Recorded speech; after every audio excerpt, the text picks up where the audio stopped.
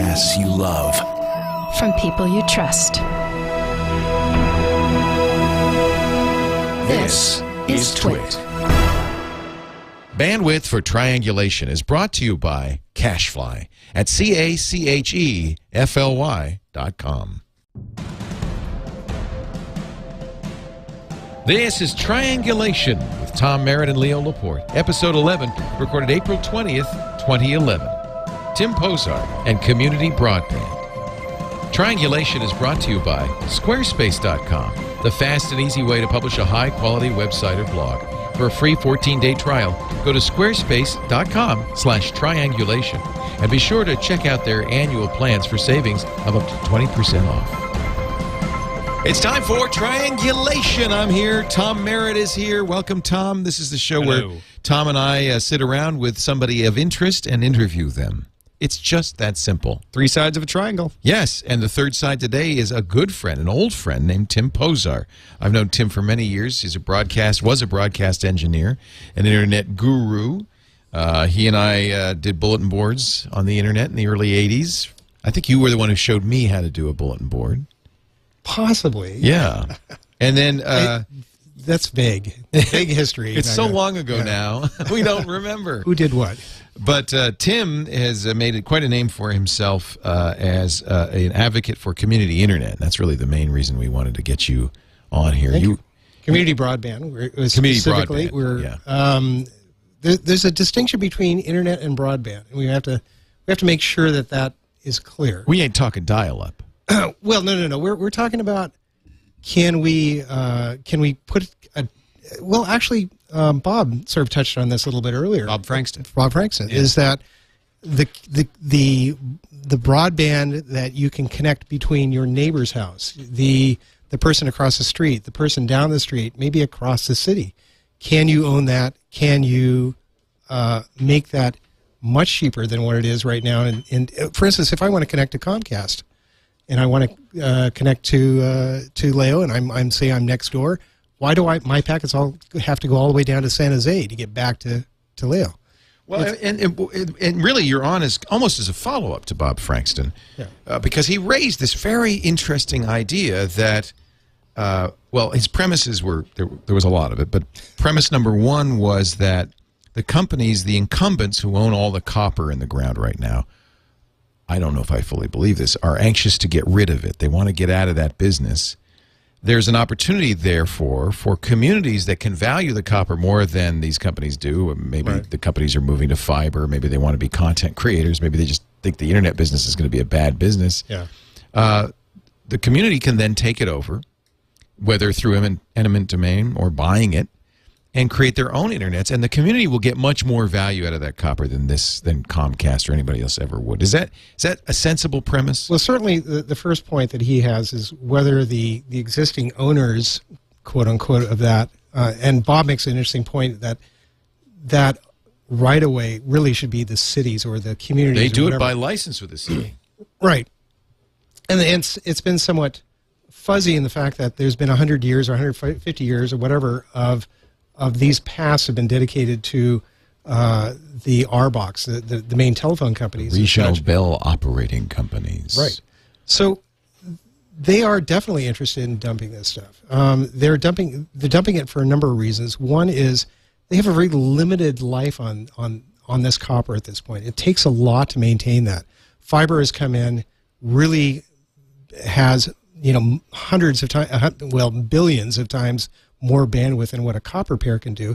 But on top of that, it really doesn't scale. It's also infrastructure that why should they go out and try to maintain when then they can just pull one piece of fiber and really sort of take care of a community? Right. And this is what they're doing with Uverse at this point. And it's what Verizon's doing with, I presume, with Fios. Fios, yes. Although that's that's pretty much fiber pretty much all the way into the house with Fios. Interesting. But the Uverse is fiber to the neighborhood, and then what they do is they take that existing copper, snip it, and then tie it to that B box or that telephone box that you see on the sidewalk.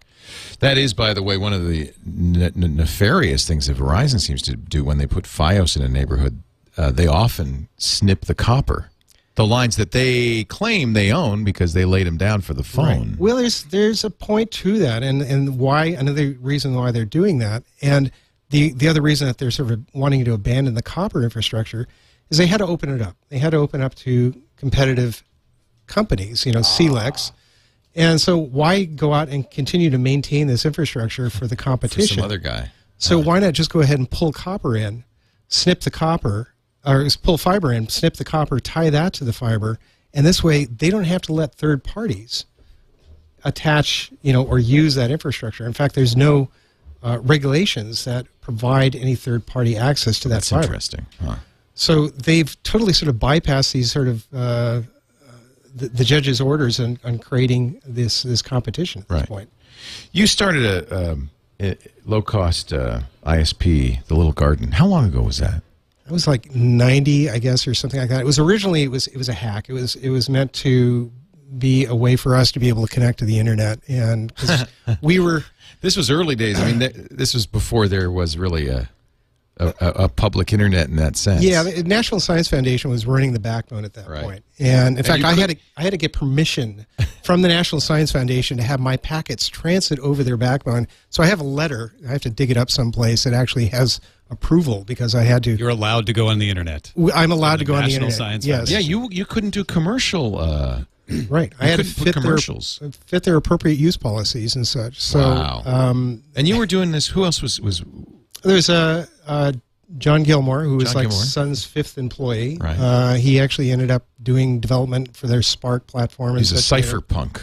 He's one of the people who co-founded EFF, Right. as well as does a lot of interesting things. He's a character. There's John Romke, who started FTP Software. Steve Crocker, who basically established a number of the early standards for the internet. So it really was a bunch of internet pioneers in the early days of the internet saying, we want to make this public. Right. We want to give normal people access to something only academicians have had access to. Yes. Is that a word? Are you crazy? Yes, it is. Okay. I didn't make that up. Academicians. Oh, yes. I don't know about academicians. I was talking about the internet. So, yeah, that was my intention. I mean, and you've known me long enough, Leo, that and one of the things I pitch on the website is that I've been trying to establish infrastructure that provides democratic communications. I've known Tim almost 30 years, just so you know.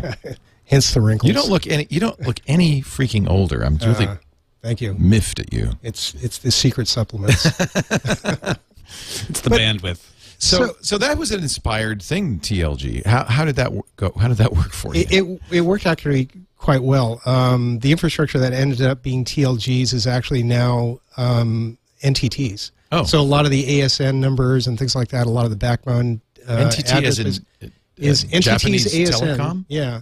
It got kind of gobbled up. TLG got gobbled up by Highway, which got gobbled up by Vario, which got gobbled up by NTT, and that was the story of internet service providers in Right. general. Oh yeah, I Big remember fish eating Jim little fish. Couch and CRL. Oh yeah, Jim. I haven't talked to him in ages. He got eaten up too. Yes. Yeah.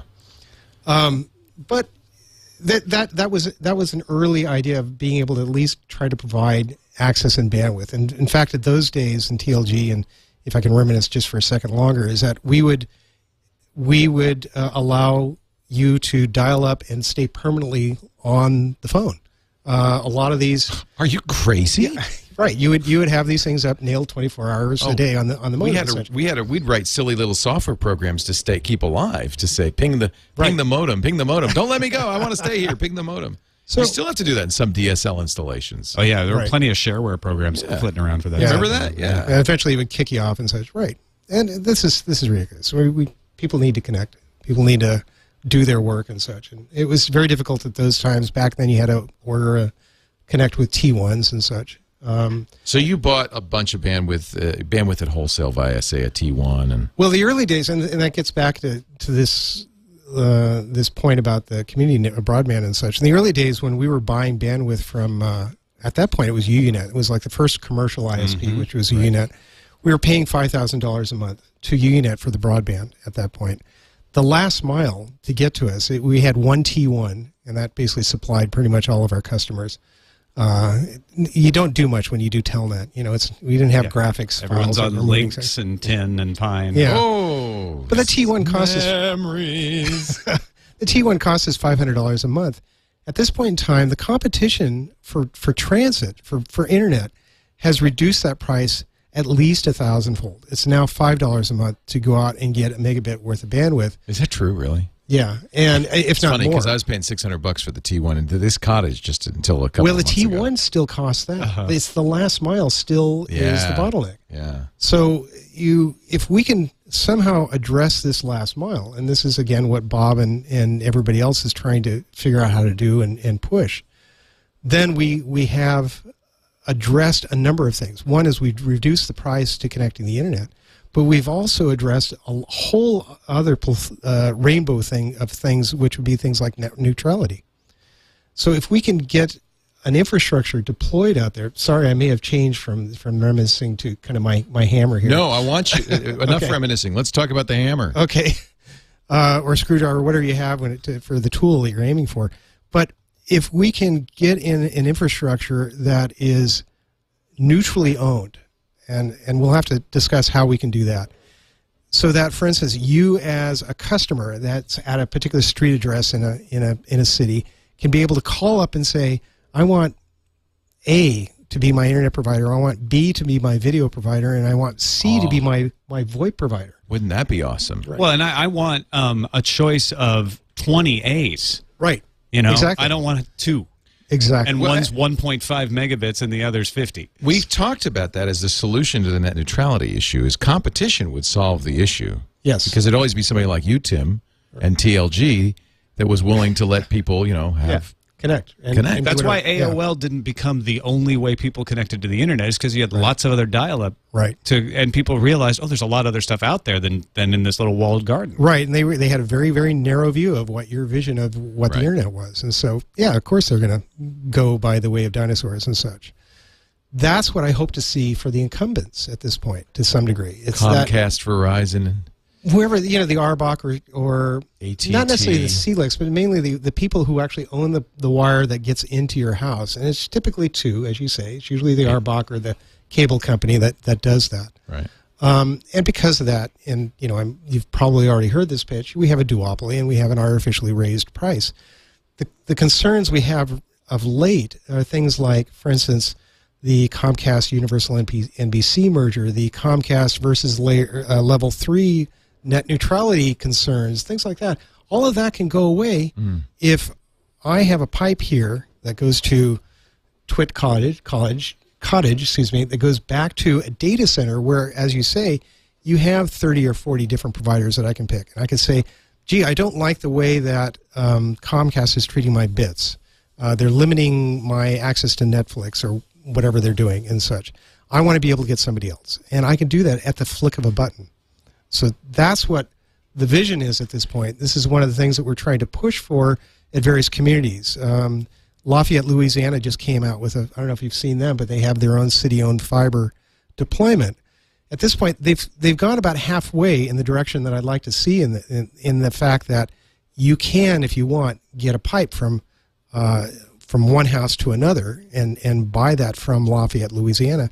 But they are limited to the fact that you can only buy one video service and it has to be from them. And they're doing that because they want to be able to cover their return on investment quicker. Isn't that why these duopolies existed in the first place? Because the FCC or whoever said, look, you're going to put in copper, it's expensive, you got to be able to amortize the cost, so we're going to give you a monopoly. Sure. I mean, there was other reasons too. I mean, for instance, with AT&T, they did it also for reliability and consistency of service. Well, also to support the military infrastructure and such too, as well. So a lot of military communications and such went over the old AT&T long lines and such too. So it was not only funding the individuals, but funding over other government purposes that they wanted. That's a part of this argument that doesn't get addressed often enough, I don't think, is everyone wants to compare this to telephones or sometimes roads or whatever. But what we're talking about here is different, because the military is fine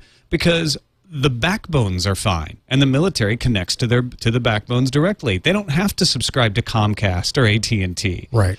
What we're talking about is a much smaller slice of this whole infrastructure that is dominated by a small number of players. Right. Well, and in the case of like living in San Francisco, there's one one cable provider. There's actually another half a cable provider there. There was a company called RCN, big cable provider that was on the East Coast at one point. Mr. Paul Allen happened to own a chunk of that. Did they? Yeah. He had that RCN deployed about 15% of the city of San Francisco. Then they went through 2 bankruptcies. Again, Mr. Paul Allen. And so they got stuck. So there wasn't really any sort of competition that ended up in San Francisco. And of course, the only other provider there would be the RBOC, which would be AT&T, PacBell, whatever they call themselves this week. Or satellite. I mean, that's your only other choice then is satellite for television. For television, or over right. the air, I guess you should say. Well, true, yeah, cut the link. But I'm less concerned about the content. I'm more concerned about IP. Yeah. At this point, how do you get IP from point A to point B? And if it's going to be limited by just 2 providers, you're going to be screwed. So there's a business plan that we put together. Actually, a couple of folks of ours put together, and I can show it to you as well. But we wanted to pitch this. This went back to when City of San Francisco was looking at wireless. I don't know if you remember the Google Earthlink debacle and such there. God, yeah, that's right. Mayor Newsom actually had some interest fervent interest in trying to get this wireless cloud all through San Francisco. This is spawned somewhat by the Google partners, as well as One Economy, which sort of convinced the Newsom to do this. Unfortunately, it wasn't really well thought out technically, and the way that he sort of ramrod it through, a lot of the Board of Supervisors were not happy with the way that it was done. And I was able to look at it and say, this is a really sort of poor implementation. And I started working with the Board of Supervisors to push and to delay this long enough until Google Earthlink realized that they couldn't figure out how to pull this off. You were right.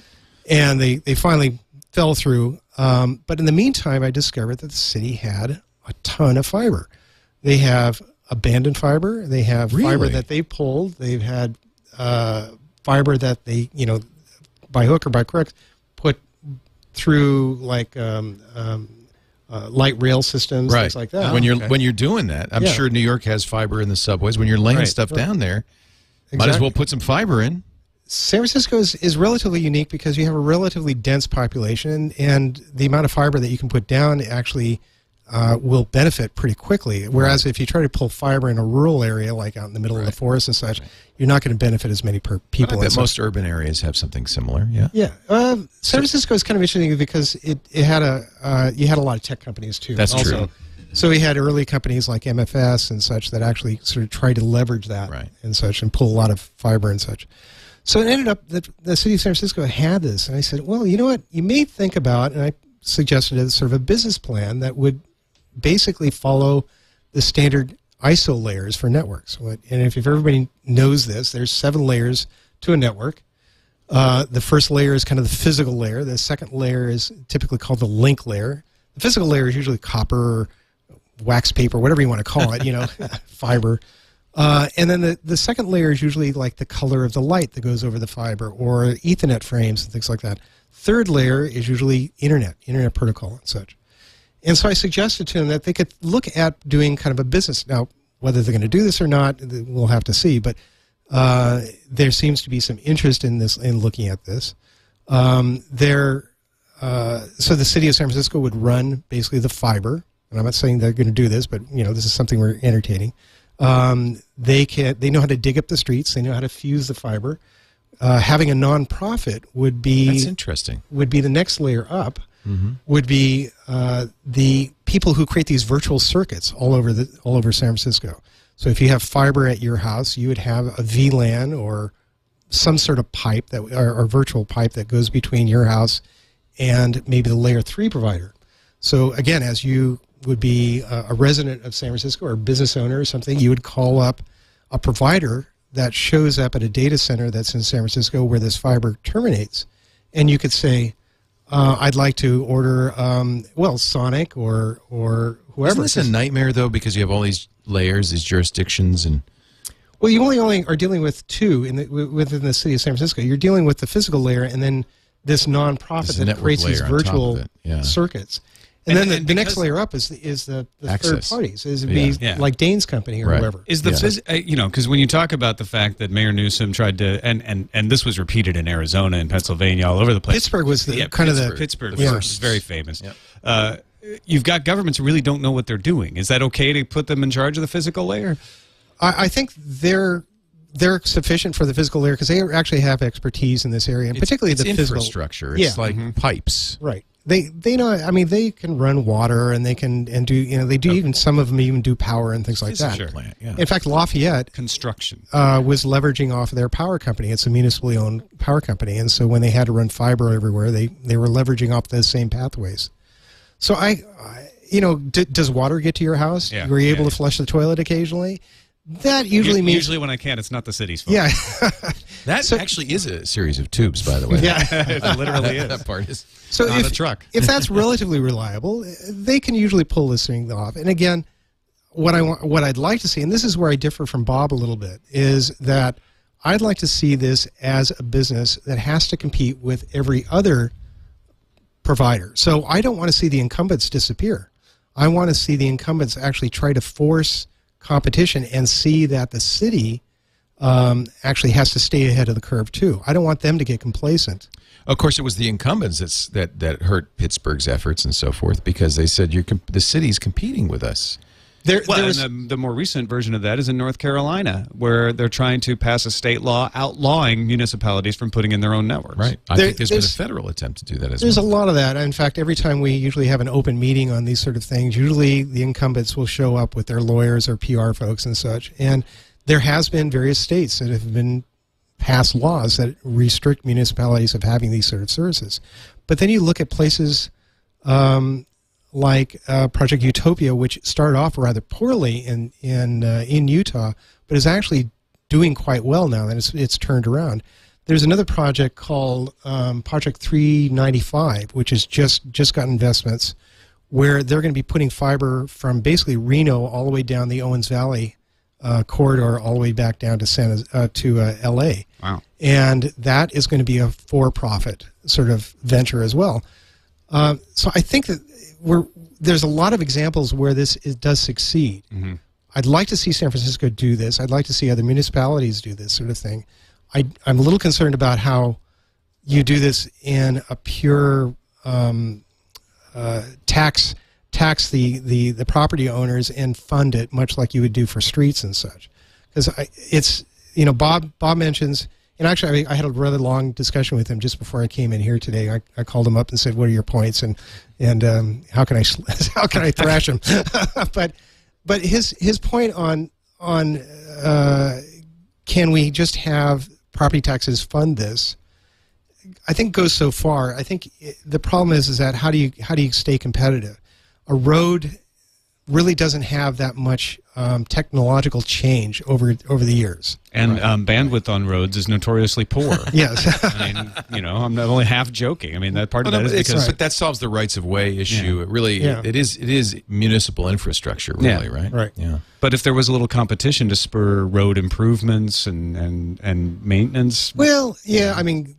I can see where that would be a good thing. How do you put more traffic down a road? I mean, you still have these units called cars to break down. Yeah, I'd like to see the point where if there's a new technology, in other words, instead of just giving a gigabit to the home, can I get 10 gigabits to the home? Well, if a city owned completely that infrastructure, they may just sort of sit back on their laurels and just say, okay, 1 gigabit is it. Well, wouldn't it be great if, for instance, the Twit College had 10 gigabits?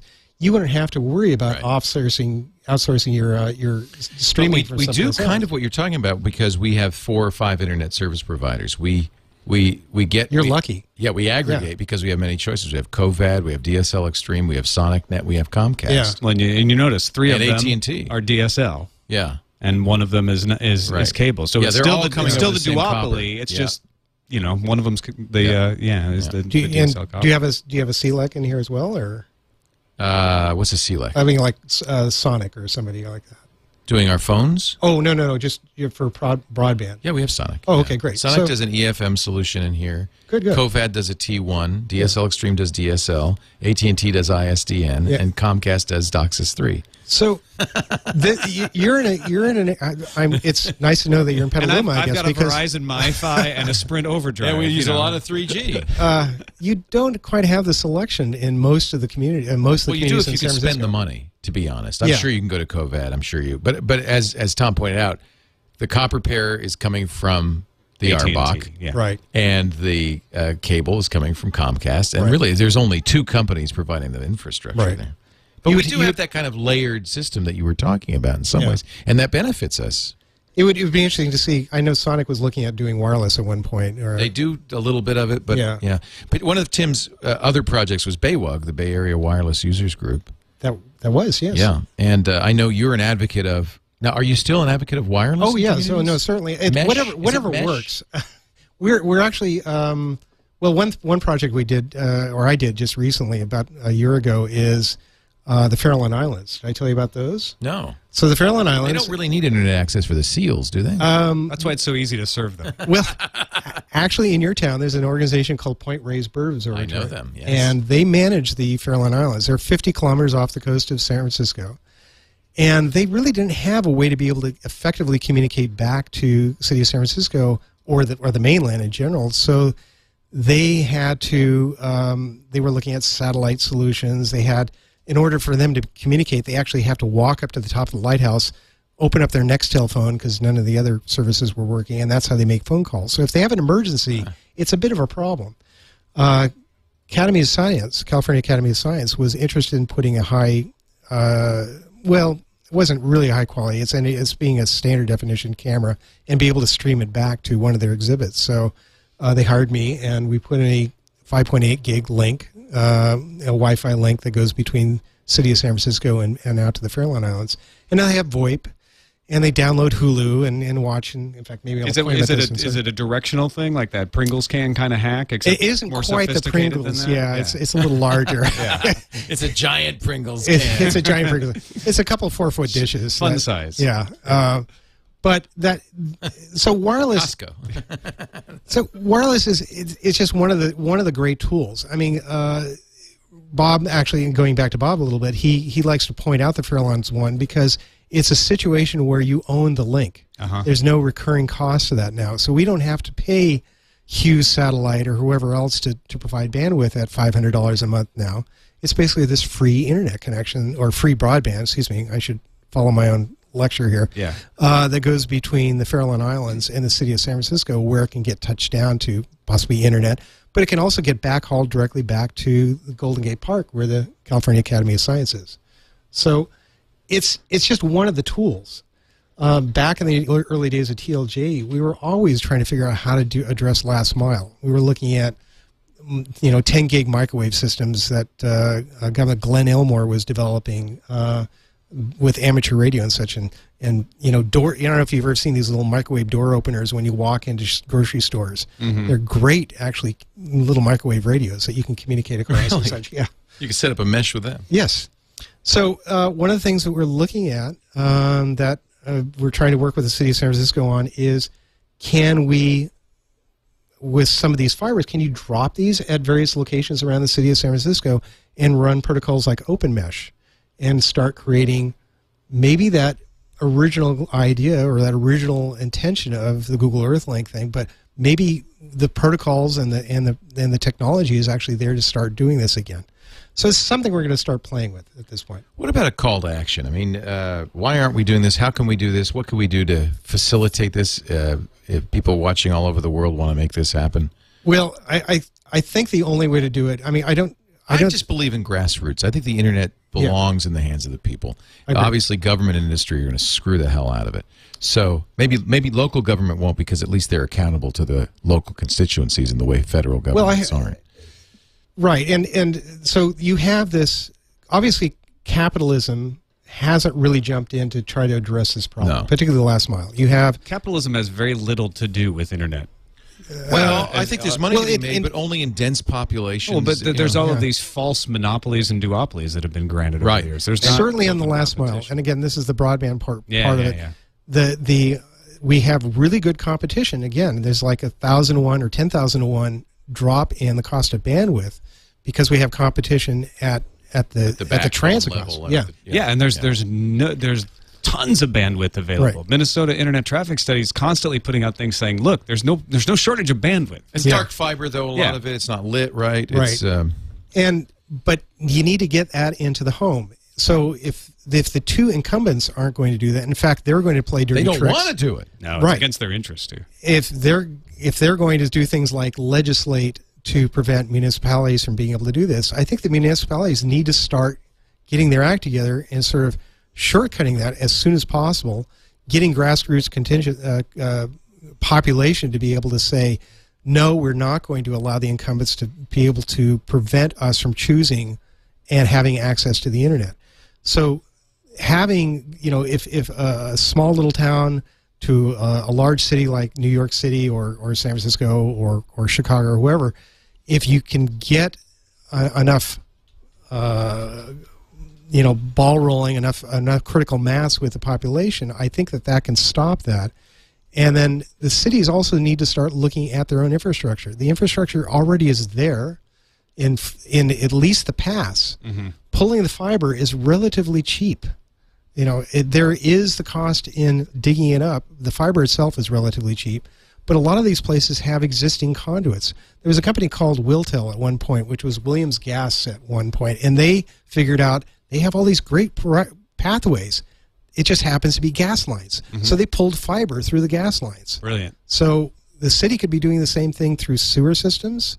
Tom Amiano, which was one of our supervisors down there, San Francisco, yeah, he pitched this thing to say, listen, we have a 100-year-old sewer system here.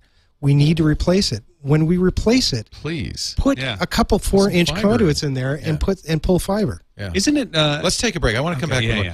Tim Požar is our guest. He is a community broadband advocate. Let's say broadband. I'm not sure what the difference is. Maybe you can explain. And talking about, I think, something that's really important, a call to action for all of us, which is taking the internet back. And I'll tell you why I care about it, because frankly, with bandwidth caps, with content filtering, with the kinds of things our current internet providers are doing, and frankly, with the lack of competition and apparently the lack of interest in government in fixing this problem, we could end up with, as Tim Wu predicts, an internet that is not public, that is controlled by private interests, and is not the beneficial thing that we all need and want. So this is yet another way we cover this all the time with everybody we talk to. Yet another way we can take charge of our destiny by taking charge of the internet. So we're going to talk more about that in just a bit. You know who else cares about a free and open internet? Squarespace.com. I know I've talked to Dane Atkinson and Anthony Castellana and the guys at Squarespace. They're in this business because they believe the internet is a democratizing force, and having your own web page is where that all begins.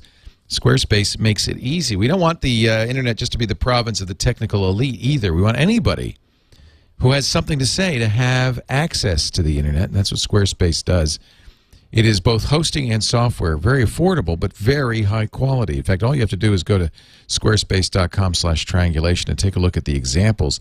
You'll see the amazing things people are doing with Squarespace sites. No two Squarespace sites look alike. Yeah, they all start with incredible templates, but we're not talking the kind of, frankly, the kind of crap that you get from your internet service provider. We're talking about amazing templates that can be fully customized to meet your exact needs, and features galore.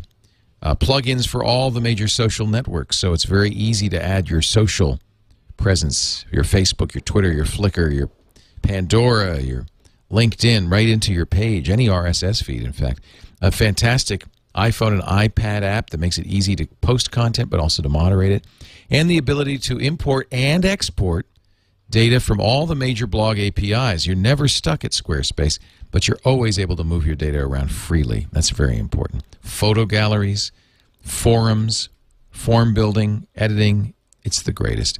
Try it free right now. Go to squarespace.com/triangulation. Click the green button. You don't even have to give them a credit card. You can have a full site for the next 2 weeks, absolutely free, give you a sense of what Squarespace can do, give you a chance to set up that first site and put your name in lights on the internet. Squarespace.com/triangulation.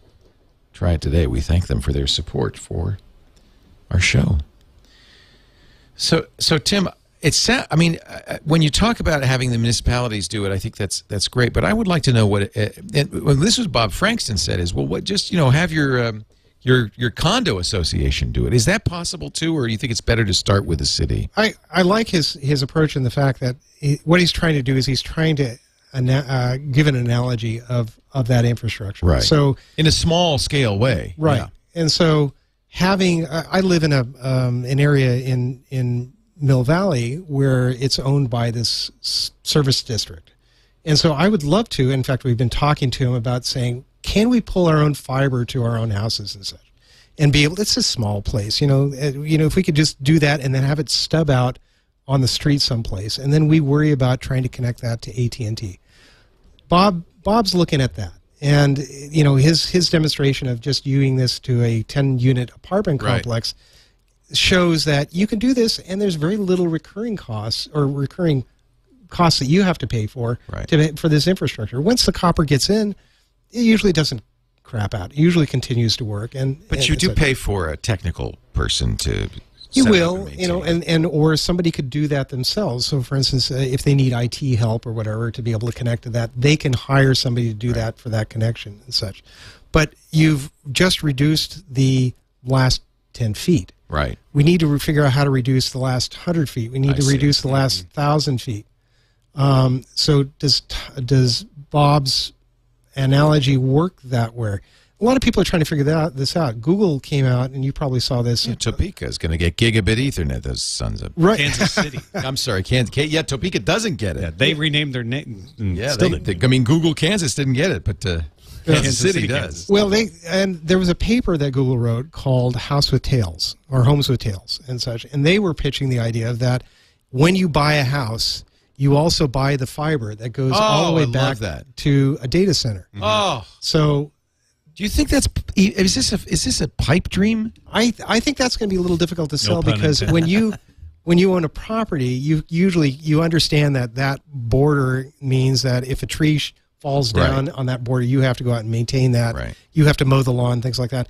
How do you address a fiber that goes down 2 blocks away that you own? Yeah. No, that's a bad idea. So it's City has to own it. There's a lot of people that are sort of like banging this idea around. I appreciate Google's ideas on pushing this, trying to explore different alternatives. But yeah, I agree. I think the city has to do it because, we haven't seen the competition go in there and jump to try to address this. I mean, I have to, give a tip of the hat to people like Dane who are trying to use existing infrastructure to do that. Dane Jasper, SonicNet. Right. The problem is that the existing infrastructure is decaying and it's a limited thing. His new effort on trying to do fiber at Stanford is going to be a great demonstration product for him and be able to get some expertise in how to do this. Maybe he'll think about how to do this within Petaluma or wherever else he's going to do this. In Santa Do you Rosa. think, in your experience, do municipalities get this? Do they understand why it's a good thing for them to do, or does it just sound like something that they don't a can of worms they don't want to open? I've heard 2 opinions of this one, and it usually goes from the extreme where City of San Francisco is relatively open to the idea, and but you go into various municipal districts or cities and things like that who say, no, we're going to be stopping competition. We can't jump into that because that's not government's role and responsibility. But you're not stopping competition. This is the problem I have with the North Carolina law, which says, the government can't compete. It's like you allow the cable company and the telco to continue to compete. You just have another player in the system. Right. It's a hard sell, and this is for a lot of people who are particularly more right wing, I guess you'd say, who are more sort of conservatives don't like government to get into the business realm, and I'm sympathetic. But look, somebody had to build roads. It was a good analogy. Right. It's not going to be private. Government runs a postal system that there are private competitors to. There's a package delivery. There are things the government can. There was a point where rightly do. The city of San Francisco actually had a commercial company supplying their water. It was called Valley Spring, I think it was, at one point. And there was concern because Valley Spring couldn't address the needs of the city of San Francisco's population at that point. So they took over those assets, which included basically Crystal Springs, things like that. I think that was called Crystal Springs.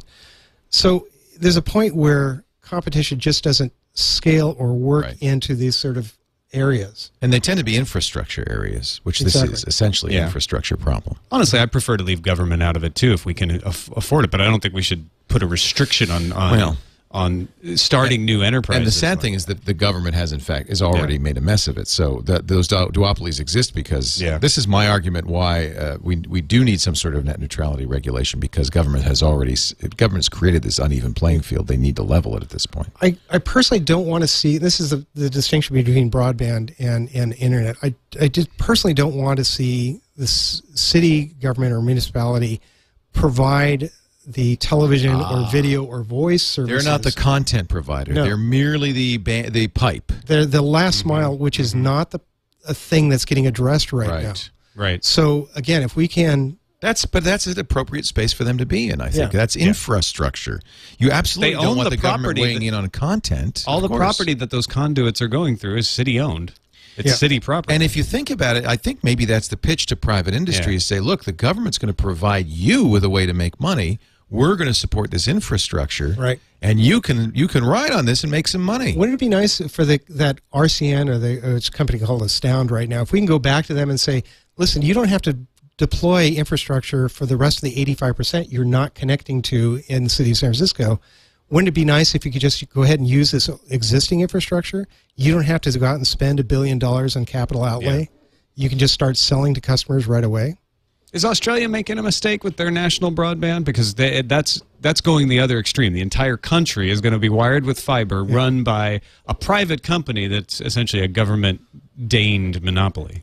This is the point where, again, I'd like to see the competition sort of at least there in some manner. You know, we're at this point in time they're trying to replace areas that competition actually occurs, and for the city of San Francisco, where competition isn't effectively using or happening with the last mile, then they need to step in.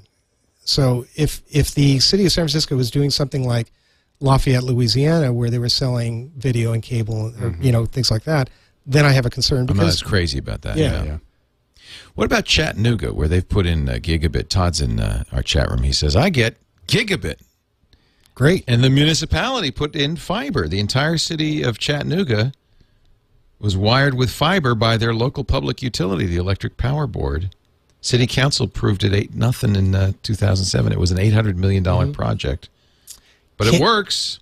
Can Chad go out and get somebody else as well? That's the issue. Yeah, you don't want the government. The cable industry tried to sue this out of and I think if Chattanooga puts in that, I think is what you're saying. If Chattanooga puts in that infrastructure and then opens up those lines and say anybody can connect, including the incumbents, and provide service, including Comcast, AT&T, and whoever else wants to. Right. We're just making sure that gigabit is available. That's the ideal situation. Right. That's the pitch. You're asking about the call to action. I want to see neighbors. I want to see communities be able to start working with city government, start putting mailing lists together, start getting town hall meetings, things like that, saying we want our, not MTV, but we want our IP. And be able to scream really loud about this, because they're not getting addressed at this point, with the standard cable and PAC Bell offering or RBOC offering. Do you think wireless ever gets so good that we don't need to run these wires? Because I don't think it ever does. No. I think wires always are going to be better. Well, I mean, for instance, you look at one strand of fiber, I can put 100 gigabits through that. It's very difficult to do that with 700 megahertz worth of spectrum or whatever that we're going to have for this, like for instance the white space spectrum that just got allocated at this point. That's only several hundred megabits worth of, or megahertz worth of spectrum. We can't do 10 gigabits through that. If I want to be able to do another 10 gigabits, I light up another wave on that fiber, or I draw another piece of fiber down. So spectrum is unfortunately kind of limited by Shannon's law in that respect. And this is something that actually Bob sort of pushes back on, saying, well, technology will figure out another way of dealing with it. But really, it's much cheaper just to pull another piece of fiber or light up another wavelength instead. Fiber is a solution. Tim Požar is at lns.com. That's his, would you call yourself engineering consultancy? Yeah. For telecommunications. Yeah. And he also blogs there, and you can read about him and his projects. And Also about the San Francisco broadband proposal. That's all on LNS. Oh yeah, in fact, what you're showing there is the path that we did to the Farallones. Yeah. Oh, and that's the thing that This we is proposed Barwin. to the city. Yeah. And where's the path to the Farallons? Oh, go back there. This is talking about the 50-kilometer path over the water. Wow. This is Ubiquity rockets. We did a presentation for NANOG for that, and this is how you tweak the radios. Are you a NANOG delegate? No, I'm just a member. You are a member, though. Yeah. I got to keep you in mind because any time we need to talk about the issues like that issue over Netflix and Level 3 and all of that. Oh yeah. You'd be a good guy to have. I on our actually consulting ended up team. taking Comcast's side a little bit on that Did one you really? too. Yes. Okay. Well, Level 3 basically kind of changed the game, changed what, and they were trying to game the system. At least my perception of it. Do you know Glenn Fleshman? Yeah. Yeah, so Glenn and I actually talked quite a bit about this, and he called me up, and I sort of tried to calm people down because immediately they said it was the NN word, the network neutrality thing. And I'm saying, well, no, I think Level 3 is just not playing fair here. I don't think anybody on either side was actually really clean. Well, it sounded like, Comcast never plays fair. We just why assume should they're not Level going 3 to have to play fair? Yeah. which isn't fair. Yeah. So These are interesting. These But Ubiquity rockets. Those are really cool. they're excellent. They're Wow. You can go 35 kilometers? And I don't get paid by these guys, but they're like $80 as opposed to going out, for these radios. And we were looking at the Farallons link, and we were looking at $100,000, radios to try to get these links going and such. And this plus that kind of dish in the corner got us 50 kilometers. That's better than a Pringles can. Yeah, Yes. Well, the Pringles can wouldn't quite make it. No. How much is the dish? I think the dishes run around. Well, they can go for between $300 to $500 or so. It's nothing. Yeah, the dishes are like 10 times the cost as the radios. So you wired the Farallons 50 kilometers out to sea. Yes. Well, this is I can send you pictures if you'd like. He wirelessed them. wireless. Wireless to them. Yeah. And what kind of bandwidth can they get? Megabit? No, we give them. It's about 20 megabits out there, something like that. So they have better internet connection than most people in San Francisco No do. kidding. Yeah.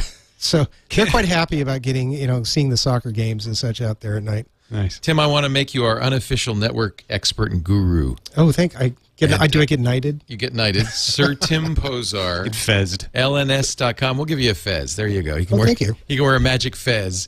But we need somebody like you who talks common sense, who understands the deep issues involved, and can make them clear. So Ring I'm anytime. Really glad that you came up. I've known Tim for so long. Yeah. And he's always a great, I'm impressed for inspiring your fellow. operations here, Leo. Pretty cool, huh? Yeah, this is sweet from back in the days when I knew you, and ages ago. I often say this. Everybody who was ever in radio always said, someday I'll own a radio station. And I realized that bottom line, all that means is I just don't want anybody to tell me what the hell to do.